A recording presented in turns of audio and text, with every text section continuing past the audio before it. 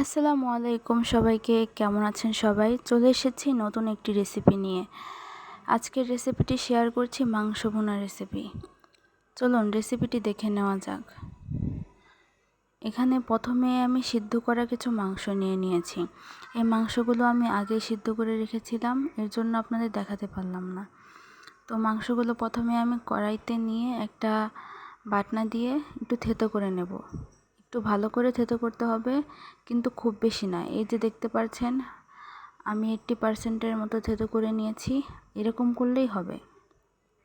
একটা কড়াইতে এখন তেল গরম করে সেখানে তেজপাতা আর রসুন এবং কিছু পেঁয়াজ আর কাঁচামরিচ দিয়ে দিচ্ছি।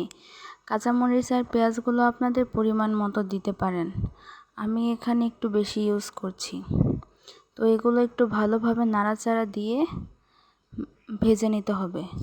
একটু ভালোভাবে ভেজে নেব যেন পেঁয়াজটা একটু লাল বর্ণ ধারণ করে।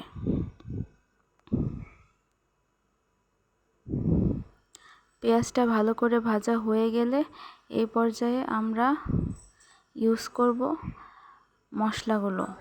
এখানে আদা রসুন বাটা দিয়ে দেওয়া হচ্ছে, এটা হচ্ছে 2 টেবিল চামচ। এটাও একটু ভালোভাবে নাড়াচাড়া করে ভেজে নেব।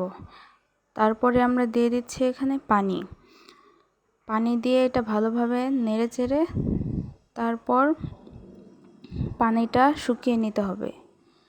কিন্তু তার আগে আমরা এখানে ইউজ করব কিছু গুঁড়া মশলা। প্রথমে দিয়ে দেওয়া হলো লবণ, তারপরে দিয়ে দেওয়া হলো গরম মশলা।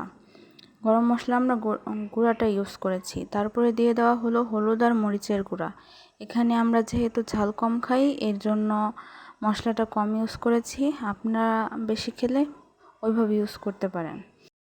পেঁয়াজ মরিচ ভালোভাবে কষানো হয়ে গেলে যখন পানিটা কমে তেল উপরে উঠে আসবে, এই পর্যায়ে আমরা আমাদের থেতো করা মাংসগুলো দিয়ে দিচ্ছি। এটা দিয়ে একটু ভালোভাবে নাড়াচাড়া করে মিশিয়ে নিতে হবে।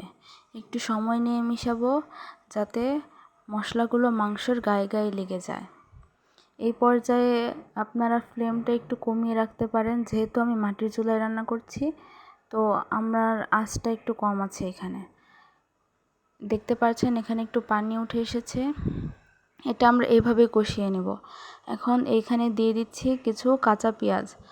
আমরা এই পর্যায়ে পেঁয়াজটা ইউজ করছি কারণ একটু পেঁয়াজের যে অংশটা আছে ওটা মুখে লাগবে।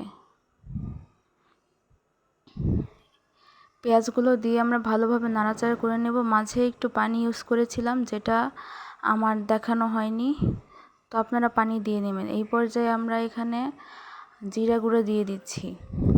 আমাদের রান্নাটা প্রায় হয়ে এসেছে। এখন একটু ভালোভাবে নাড়াচাড়া দিয়ে আমরা এটা নামিয়ে নেব। দেখতেই পাচ্ছেন আমাদের রেসিপিটা কমপ্লিট। কেমন হয়েছে অবশ্যই জানাবেন। আর আমার রান্নাটা কারো ভালো লাগলে শেয়ার করতে ভুলবেন না। আজকে